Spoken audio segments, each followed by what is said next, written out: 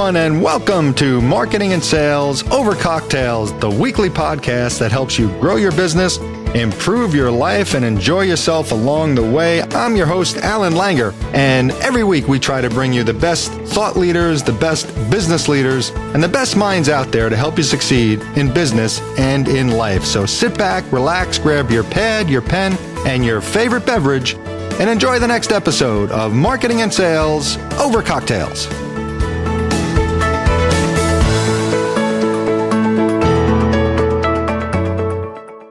Hello, everyone, and welcome to episode number 3 of Marketing and Sales Over Cocktails. We're talking marketing and sales tonight. Over cocktails, I'm enjoying another Manhattan, and my guest tonight, I believe, is enjoying a whiskey herself. She's a hardcore. She has it straight up. We'll get to her in a second.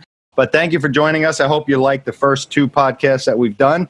And tonight's guest is she's a little away from the beaten path of marketing and sales, but that doesn't mean she doesn't know what she's talking about. She is like super duper high end, knows her stuff, and she's going to help you as a business owner and even as someone who really just wants to get their stuff together with regard to business and life in general. So she's a business coach, and her name is Brittany Drozd, as in closed. I took me a while to learn that, but I got that down.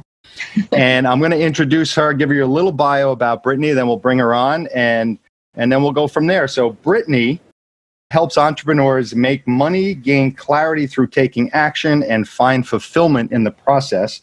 She has on her LinkedIn profile that she coaches entrepreneurs, and she also is creating leaders, which I really think is very cool. She believes that your greatest achievements and happiest moments are just on the other side of your fears. And one thing I learned about Brittany is one of her favorite quotes, or at least the ones I've heard her most say, is what got you here doesn't necessarily get you there.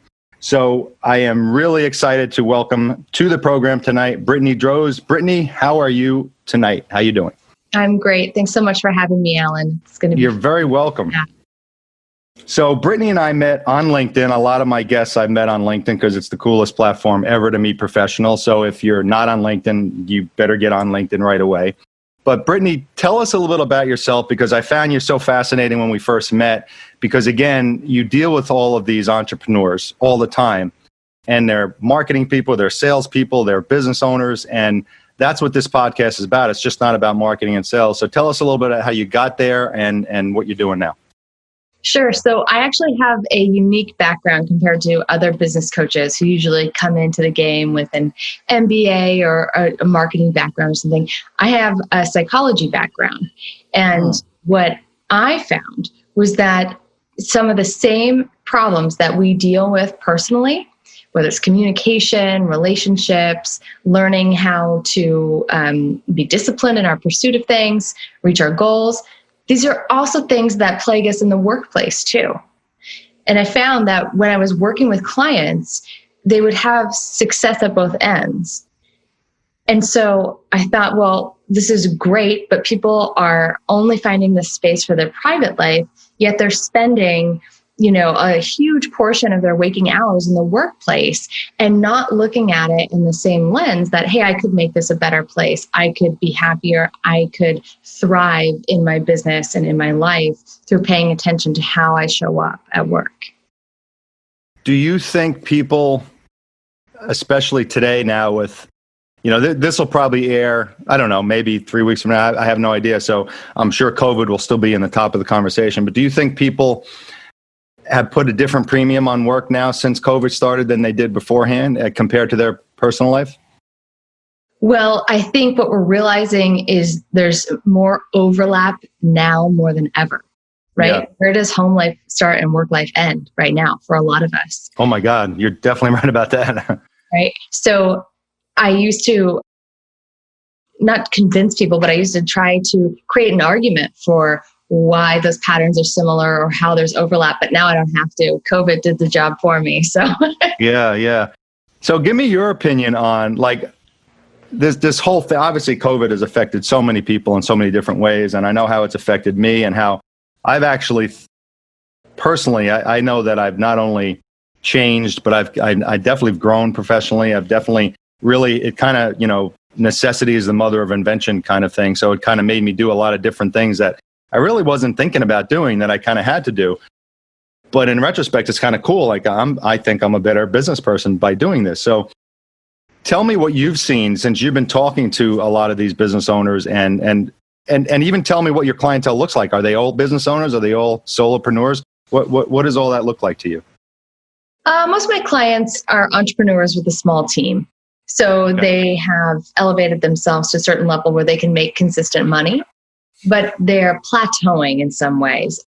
Their old style of growth, which was nose to the grindstone, like work hard and you can create more leads and you can make things happen, that's no longer yielding the profitability or the clients that they need it to. And so it's time to change your strategy. It's time to look at other ways to grow and profit that you haven't considered yet.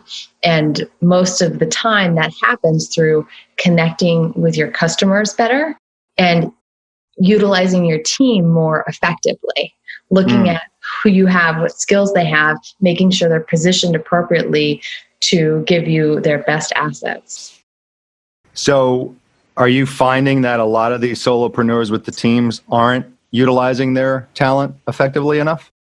Is that I think that we're going to see, it's going to go one of two ways with COVID. If you have the ability to spend some time being strategic and not go straight into panic mode and desperation, and you can say, okay, I've got like a few months cushion, and now I need to be smart and I need to think about how I'm positioning myself, how I can pivot, how I can profit from the new landscape that's right in front of me. Those people are going to come up with a strategy and execute professionally, where if you have already hit the panic button, you are not going to operate with a plan. You are not going to be thinking ahead to get in front of wherever the business climate is with COVID. And unfortunately, you're going to be playing catch up and putting out fires. Right. And putting out fires is not going to get you ahead or make you any more money. That's for sure. So do you see, I'm going to speak from a personal standpoint now because I'm a solopreneur. I don't have a team yet. Hopefully I will someday, but I work with some solopreneurs. So for me, I think this is probably a trait that's pretty common with a solopreneur is everything has to be done by them, and they don't trust other people to do it. Mm-hmm. I know I don't trust a lot of other people to do some things, but I've really had to learn, especially now, that I've got to just let people do things that, if I want, for example, I can design a web page, but do I want to be doing that? Is that the best, utilization of my time? So I needed to learn to try to delegate things or to at least farm things out. So do you find that as a pretty common trait with folks like me? So yes. And I think that that's actually the inflection point of your trajectory and looking at where will you go next. You're an expert in something, right? No, not at all. I don't know anything. I consider myself an expert in sales, yes, and then I would say marketing second. Right, and you want someone to hire you to have you teach them about sales. Correct. So same with me. But then we have to model that same behavior and hire out the things we're not an expert in, because the amount of time and energy it would take you to learn web design and get you to the level that your design will actually capture someone's attention. They're like, that's a damn good website. I'm gonna look this guy up. I'm gonna hire him. Mm-hmm. The amount of hours that would have taken versus if you just stayed in your zone of genius and you just created the money that you needed for that website, the outcome would be different. The more that you can stay in your zone of genius and delegate out the other components that don't light you up, that don't keep you in that creative energy, this is the thing that sets people apart. Once you figure out a system for doing that, that's when you can exponentially generate on your gifts. So tell me, I love Zone of Genius. We chatted about this when you interviewed me, actually, and tell our audience about that. I think that's I have always loved that when you said it. So expand on that a little bit. Sure. So especially for solopreneurs, like if you branched out, if you have left a job somewhere else, it's because you have a skill set that the world needs in some way.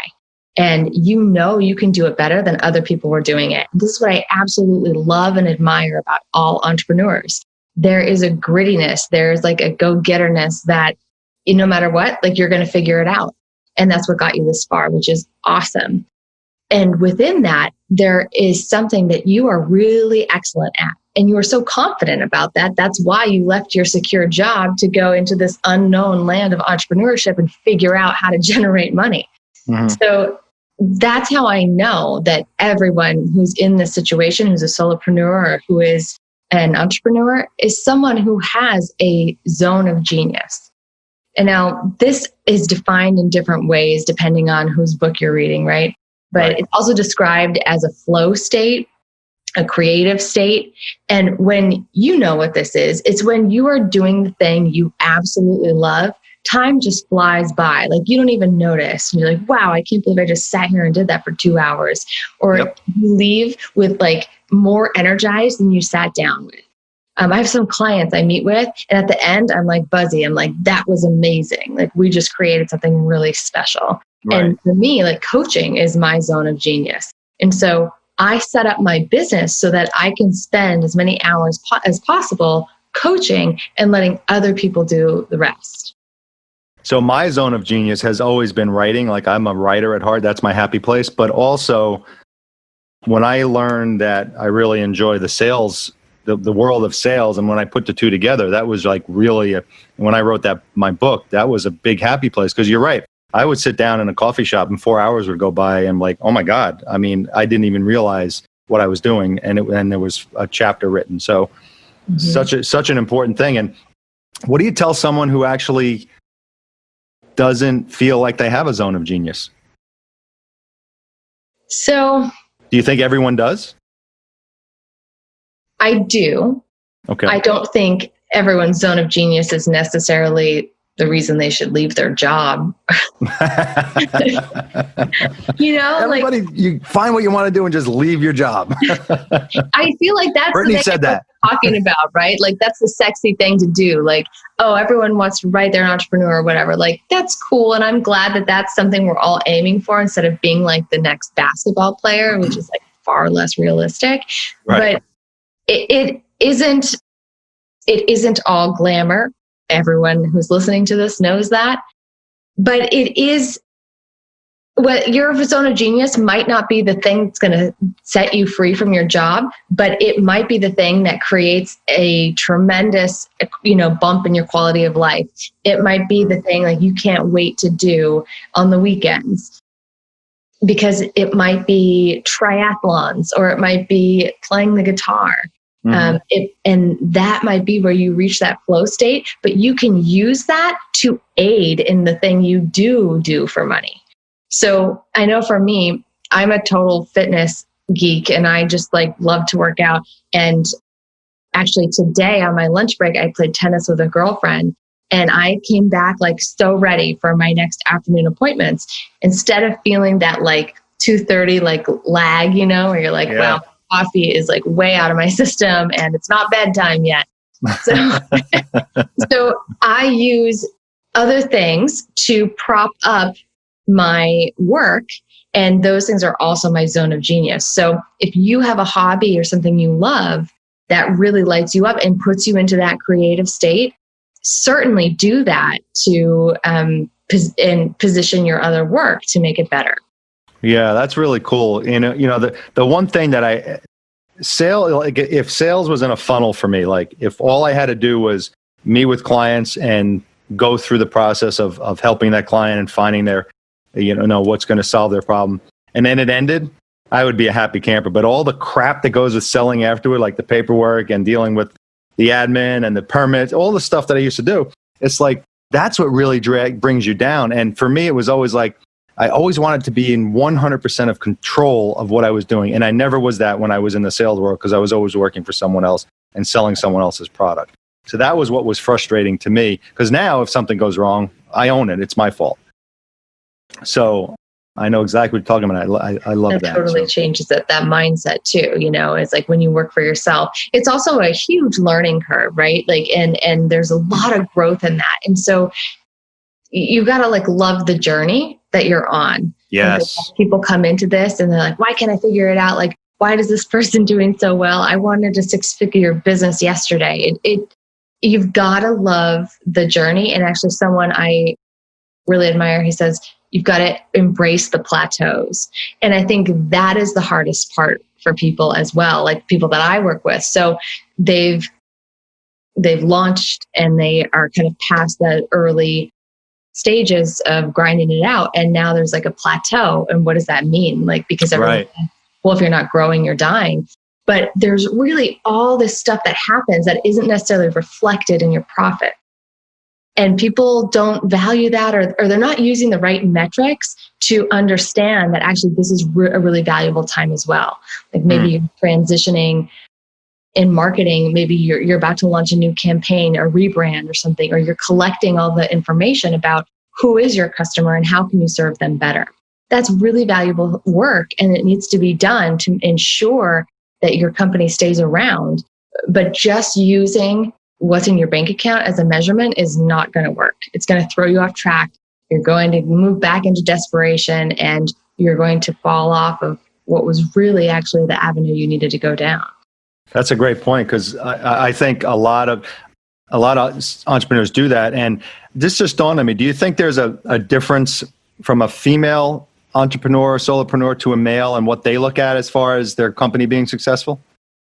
Of course, there's a difference. Well, what would that be? Well, I know that's a broad question, but I mean, I also don't want to answer it in a very binary way, because there are business owners who identify across the board. What I think it is more about is what is the value system you identify with, and what are the values of your company.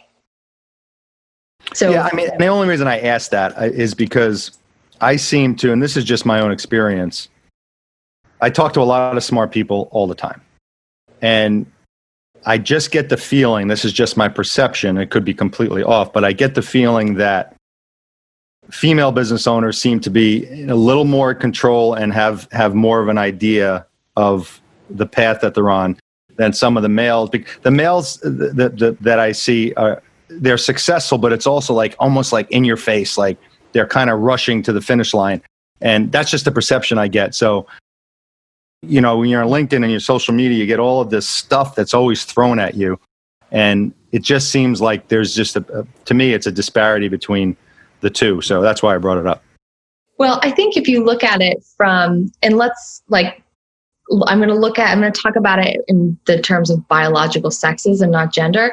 If you look at those differences and actually how our brains are different, I think you can see that that's why it's showing up. So if you think about our most primitive roles as males and females came together, which is hunters, provider and protector, right? And then the female was trying to get a stable male who would stick around and protect the young, right? I mean, this is like what we're made for. You can't outrun some of those things. It's like so insular in your brain. So this is just the modern day version of like, look at the lion I just killed, right? I'm serious. Yeah, that's awesome. The women are a bit more like mindful or tactful in the relational element of the emotional intelligence that it is required to get a mate to stick around for a long time. So when I when I meet somebody new, my goal is always to create a relationship and foster it so that that person's a client of mine 3 years from now. That's always the timeline I'm looking at.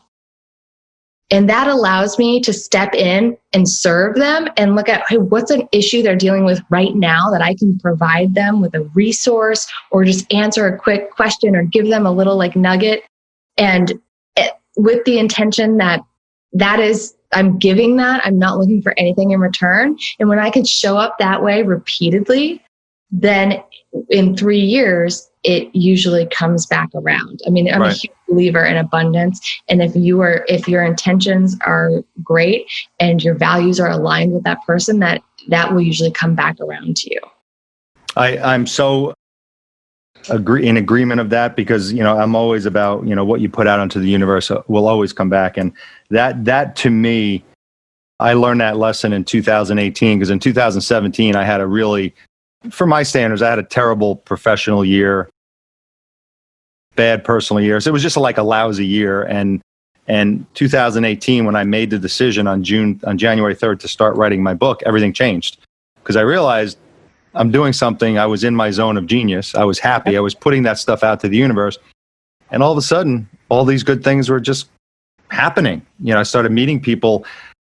Great examples. Literally 3 days after I started writing my book, someone walks into the coffee shop, and we just started talking, and she had self-published like 25 books, and she knew the entire publishing industry inside and out.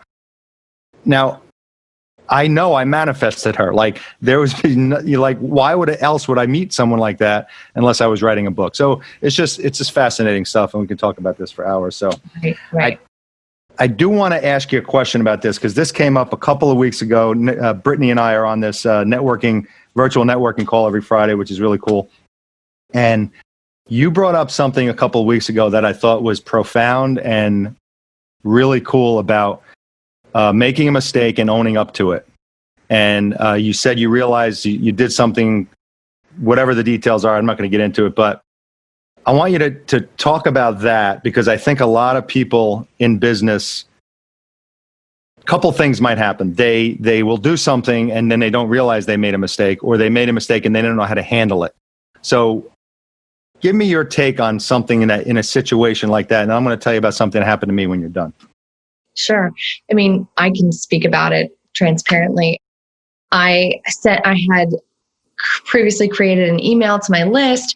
I didn't review it the day before it went out. It was already in queue for over a week.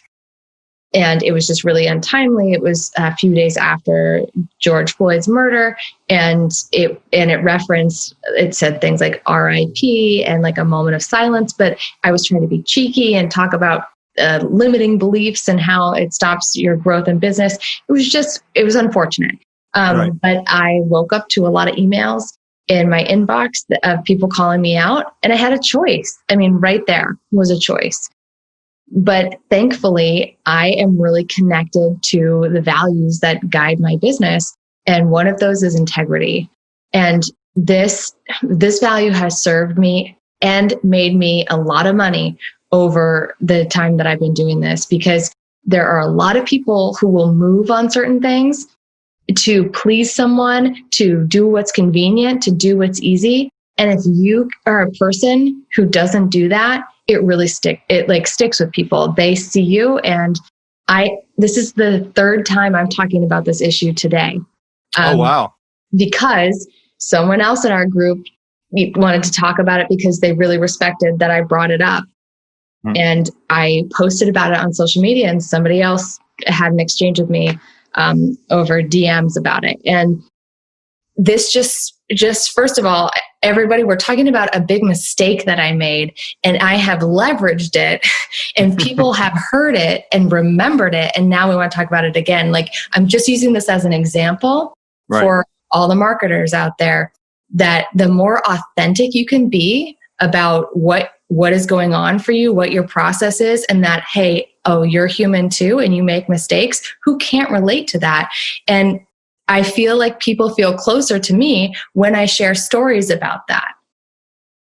Right? Owning up to something like that, it's like, just do it, because at the end of the day, you're just going to be looked at so much differently than trying to hide behind it. You look at, I'm sure you do the same thing. You look at some of the news and the politicians, and you're like, what are you doing? What are you saying? What's coming out of your mouth right now? It's like, you just don't understand. And yeah, so kudos to you for doing that. And yeah, integrity, if you have that, you've got a lot. You got a lot. That's your foundation. And you're going to be okay if you have integrity. That's for sure. I remember, here's a quick funny story that I just remembered. So I used to work for a university years and years ago when I was in my 20s. And one day, the president of the university, I worked for the PR department, he was interviewed in the local newspaper. So the PR director phones me across the campus, and she's like, "Did you see the interview yet? I haven't gotten the newspaper." I'm like, "Yeah, I have it right here." And what I did was, I'm like literally like 23 years old. And back then it was like cutting and pasting. So I typed stuff in Times font, and I made up quotes that the president said, and I faxed it to them. So as if it was the real interview. And I made up some crazy quotes. And at the very end, the quote was so ridiculous that they kind of knew that it was fake. But the first 5 or 6 quotes, you were like, oh my God, was the president drunk when he was giving this interview? So they realized that I was joking, but they pretended to me that they didn't know. And they called me over, and they had, I'm not kidding, the entire administration of the university, president, vice presidents, in a meeting room with me and the director of PR sitting there and saying, we just found out what you did. And I thought I was fired. And they wanted to, and they were testing me. They're like, is this something, like, did you do this? And I said, yep, I did it. I totally own up on it. I apologize. It was really a bad decision.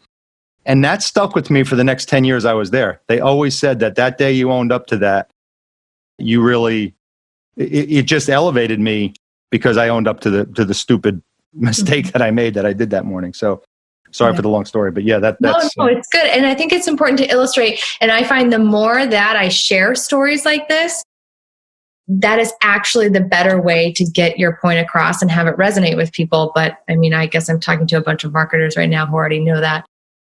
But no, maybe not.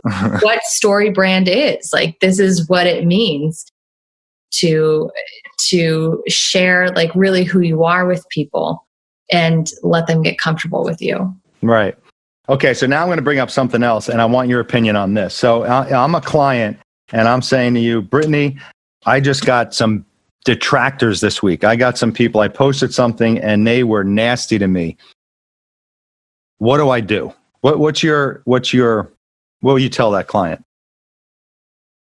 I would share some of the funny things that I've been trolled with on the internet myself. YouTube's my favorite. Lots of interesting ones there.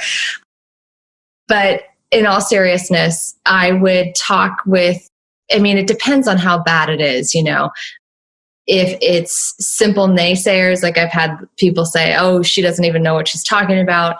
I try to engage them, actually. Right. I don't, put a huge amount of time into this, but I actually have a great story about, there was this one person who was trolling me so bad and like commenting on every single video that like years old. So I'm like trying to chase these comments and just make sure I'm replying to them.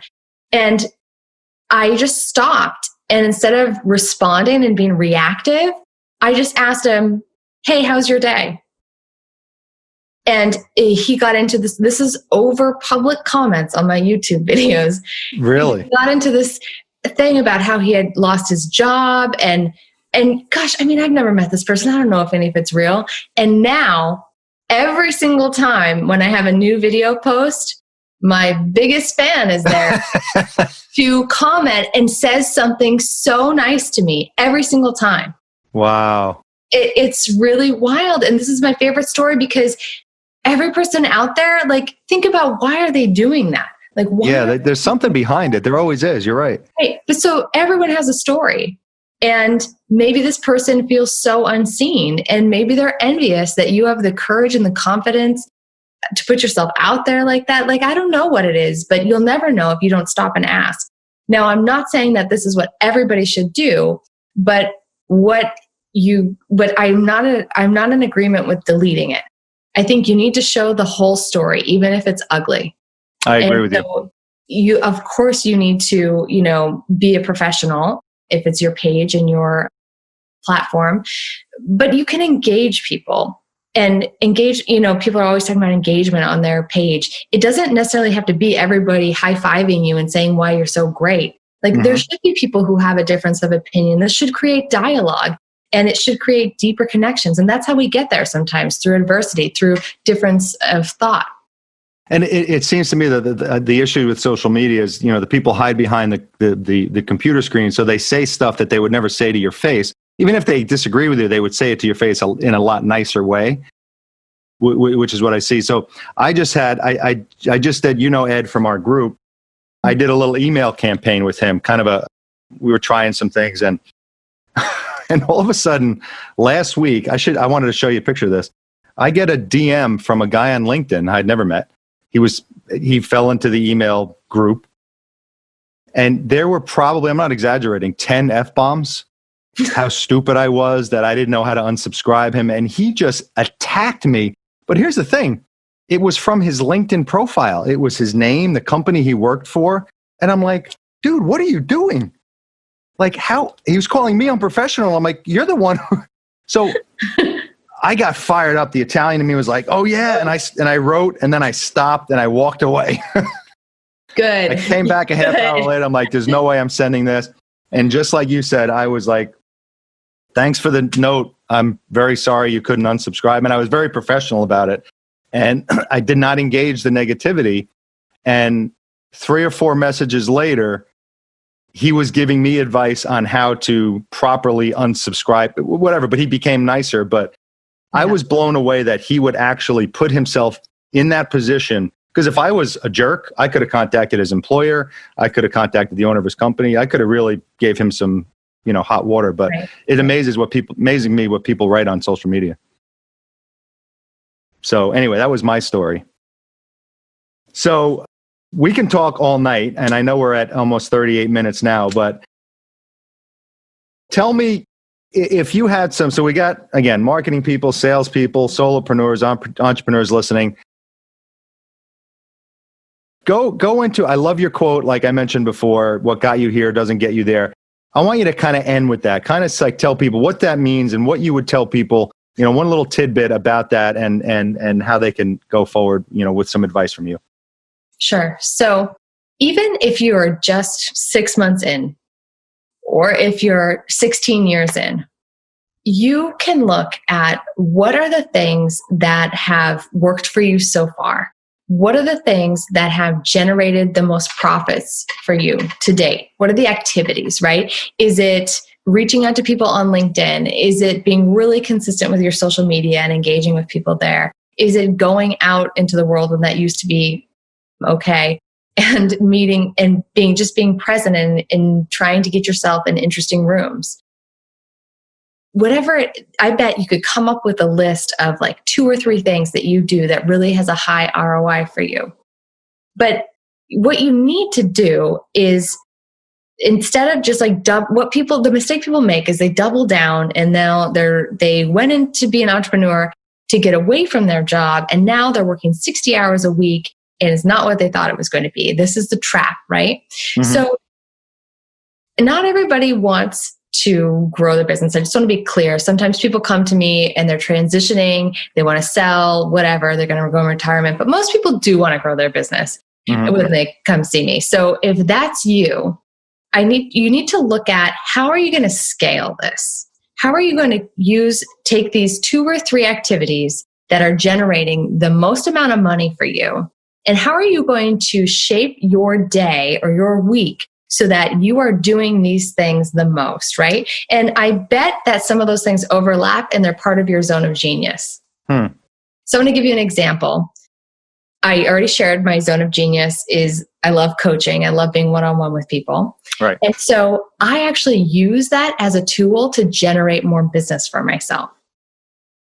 So explain what you mean by that. So Alan was actually kind enough to let me present in the networking group. And at the end of my presentation, I offered that if people would let me record the sessions so that I could share them with the world, that I would do a free coaching call with them.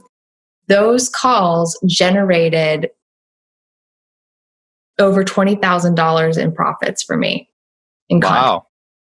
So it's worth it. It was worth my time. Did I know, I have a track record for making that happen. So that's why I agreed. Everyone was stunned. Oh my gosh, she's going to give us all this time. But that's actually part of my sales process. So yes, I get it. And I also got awesome content and learned a ton about the people that I was in the networking group with. So I could also help them. But so use the thing that you love to do. It happens to be my zone of genius, but I figured out a way to create and structure my business so that I can double down on that and do it in a way that is actually scalable for me. And I don't have to do the other stuff I don't like to do. So for me, and see if I'm on the right path. And I know, again, we chatted. For me, I love to do presentations. I love to speak. You've heard me speak. I used to get, prior to COVID, I used to get clients from that. So to me, that was my kind of doubling down. I knew that I would give a free speech, but probably walk out of there with 1 or 2 clients if it was face-to-face. Now it's online stuff. Now I'm trying to do as many seminars as I can. So is that what you mean by that? Like that would be my zone of genius, kind of trying to get clients that way. Yes. So if you looked and you saw, wow, okay, out of the last 10 clients I've had, 7 of them came from speaking engagements. Like that was the initial lead. Then I would do all the speaking engagements that you could find. Gotcha. And now that's virtually. So, where people will like pay for print marketing, they will cold call on LinkedIn, and then do the presentations. Where if you really look at your metrics or whatever data you have, and it can be as simple as like tally marks, if you don't have the systems built out or a spreadsheet, you can see what's working for you. And there's a way that you can structure and change the way you operate on a daily basis to make that more available for you. And if you look at that, if I double, quadruple the time I'm spending, in speaking engagements, then you're going to exponentially impact your sales. You're making me like completely rethink my brain right now, because of you do get caught up in the minutia of doing the daily stuff that does not bring you money. And you're right. Like I belong to all the speaking bureaus, and if I spent more time looking up the speaking engagements that are around, that would be the better time spent for me than working on the other crap I was working on all day today that didn't make me any money. So I love that. Yes, that is an amazing piece of advice right there. And it's simple, but a lot of times simple is what most people don't realize. That's why they say it's not rocket science, but no one does it anyway. So, well, Brittany, this has been amazing. So I know personally, I sat down with Brittany. She interviewed me. She is worth every dime she charges and more. So how do people, if they want to get in touch with you, if they want to contact you, where do they go? You can find me on my website, BrittanyDrozd.com. Email me, Brittany@BrittanyDrozd.com. Okay, now spell that for people, because no one's going to understand how to spell that. Brittany, Brittany, Drozd, Drozd. Drozd. There's no E in there, folks. So Brittany, Drozd, BrittanyDrozd.com. Yes. I would highly recommend, if you need some direction, you need some clarification, you need some help, contact Brittany, because she is at the top of the food chain as far as I'm concerned with what she does. So Brittany, any parting thoughts for our cocktail joiners tonight? By the way, how's your whiskey? Oh, well, yeah, I haven't had enough of it yet. Well, cheers. Thank you for being on the show. Cheers. Thank you, guys, and good luck. Thank you, Brittany. Have a great night. And everyone, thanks for joining me tonight. We've got another great episode coming up next time, so tune in for that. And once again, this is Alan Langer from the 7 Secret Center for Sales and Marketing on marketing and sales over cocktails. Everybody have a great evening. Take care.